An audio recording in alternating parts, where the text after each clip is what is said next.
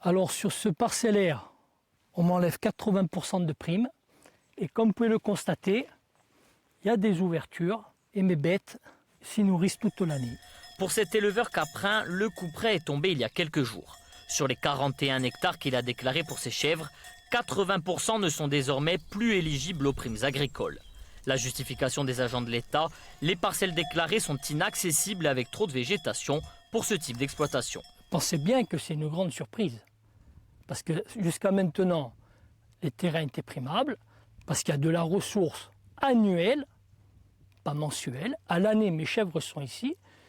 Et du jour au lendemain, on me dit que mes chèvres n'ont accès à aucune ressource. Par une simple explication, une photo satellite. Moi, je voudrais qu'un technicien vienne là, 365 jours par an, pour voir comment se conduit un troupeau dans le maquis. Sur les 3 prochaines années, les pertes sont élevées. Elles se chiffrent à près de 50 000 € d'aide en moins. Le coût est dur à encaisser. Pour le soutenir, Joseph Colombani, président de la Chambre d'agriculture de Haute-Corse, est rendu sur son exploitation ce matin. Pour lui, c'est clair, la Corse fait l'objet de contrôles répétés et abusifs, car elle serait dans le collimateur de Bruxelles.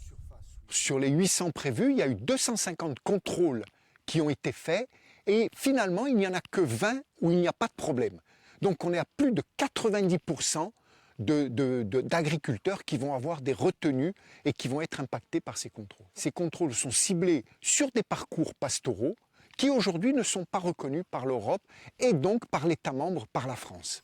Cette série de contrôles s'inscrit dans un contexte plus général de suspicion de fraude aux aides agricoles dans l'île et d'enquête européenne.